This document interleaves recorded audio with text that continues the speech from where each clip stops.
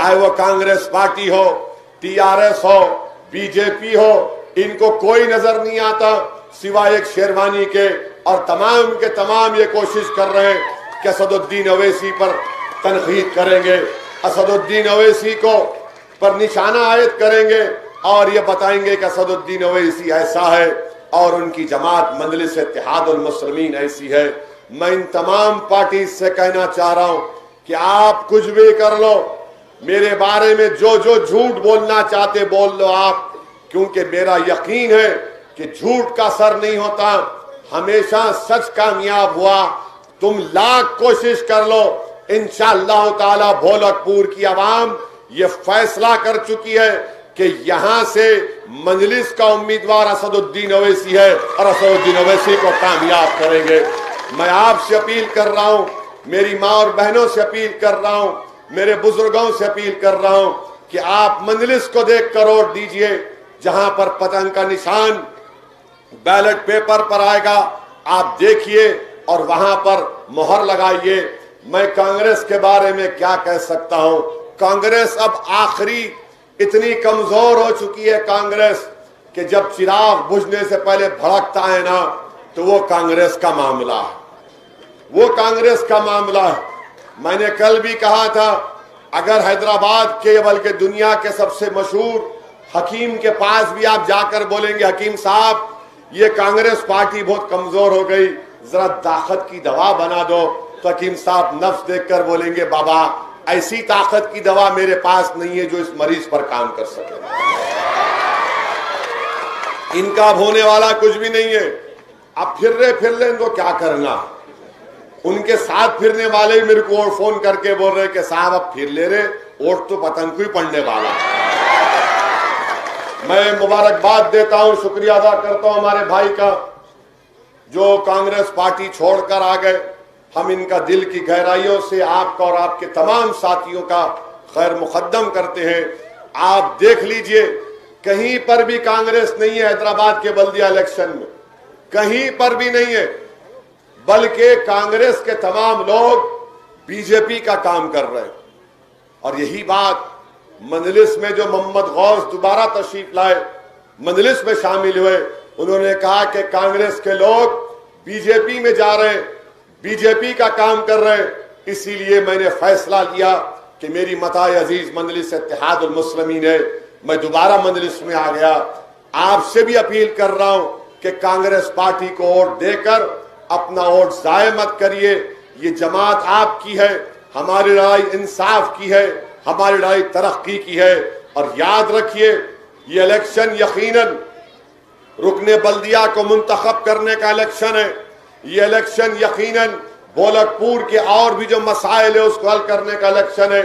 मगर एक बात मेरी जहन नशीन कर लीजिए, ये इलेक्शन आपकी क़ियादत को मजबूत करने का इलेक्शन है, ताकि अगर फिरका परस्त ताकतें, ताकि संघ परिवार और आरएसएस की जैसी ताकतें अगर हमारे घर पर आकर दस्तक देंगी तो आपकी क़ियादत उन बातिल ताकतों के तूफानों का रुख मोड़ सकती है। आपको अपनी पार्टी को देखना है और किसी को देखने की जरूरत नहीं है।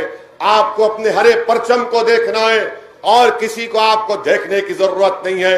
मुत्तहदा तौर पर अपने वोट का इस्तेमाल करिए।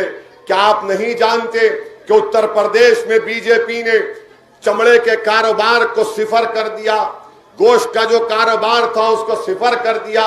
ये बीजेपी की फिरका परस्ती है। इसीलिए हम आपसे कह रहे हैं कि अपने वोट का सही इस्तेमाल करिए। और आपकी पार्टी है मजलिस इत्तेहादुल मुस्लिमीन, मजलिस के अपने अपने वोट का इस्तेमाल करिए। डरने और घबराने की जरूरत नहीं है। मैं जानता हूं कि बहुत से लोग मुझसे कह रहे हैं कि फुला पार्टी का लोग आदमी ये कह दिया, फुला ये कह दिया। मैं उनसे एक ही कह रहा हूं कि मेरे भाई, जब कोई सच्चाई के रास्ते पर चलता है तो यकीनन उस पर इल्जाम आयद होते हैं, उस पर पत्थर फेंके जाते हैं, उसको तमाम चीजें होती है। मगर मुझे यकीन है कि इस इलेक्शन में भी इंशाअल्लाह ताला अल्लाह मजलिस को कामयाब करेगा। मजलिस के उम्मीदवार रुकने बल्दिया मुंतखब होंगे।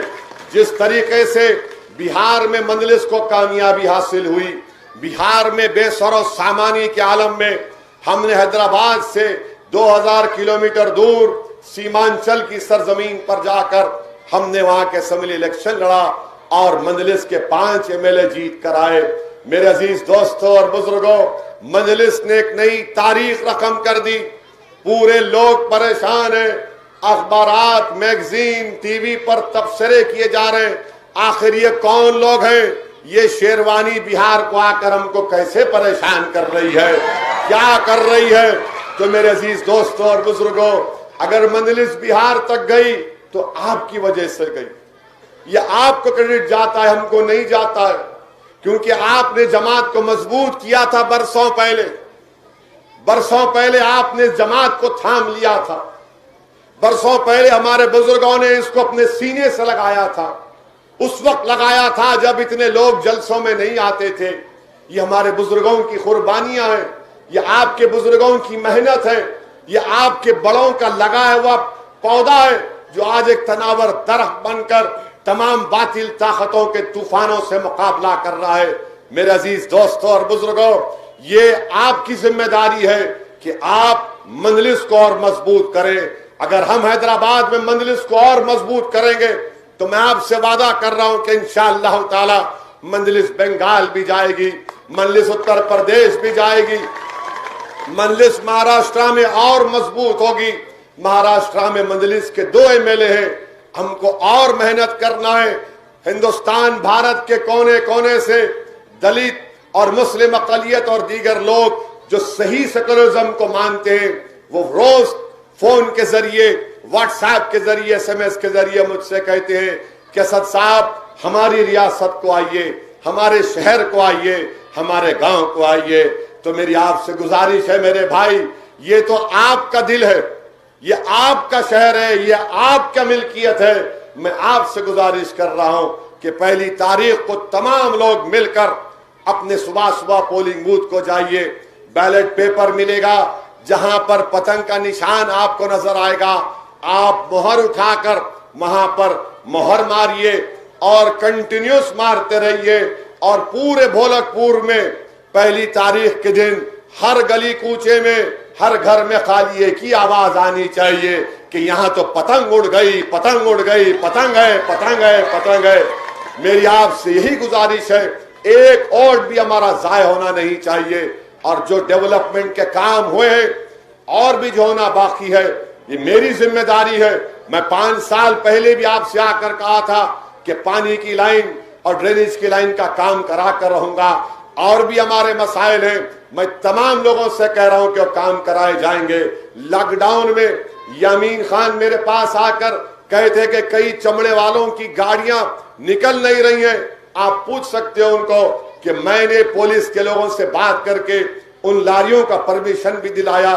बताने का मकसद यह है कि आपकी पार्टी है, आपके एक फोन कॉल पर, आपकी एक तकलीफ पर दौड़ते हुए अगर कोई जमात आपके घर तक पहुंचती है तो उसका नाम मजलिस है। और मजलिस का इंतखाबी निशान पतंग का है।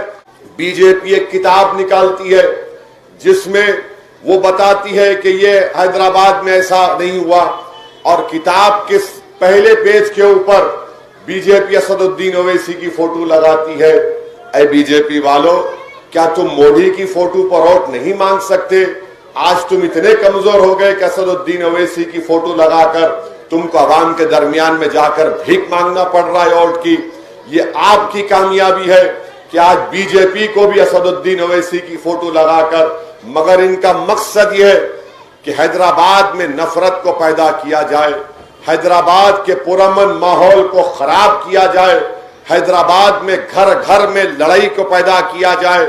मैं आपसे अपील कर रहा हूं कि बीजेपी के इस नफरत के पैगाम को आपको और हमको मुस्तरद करना है।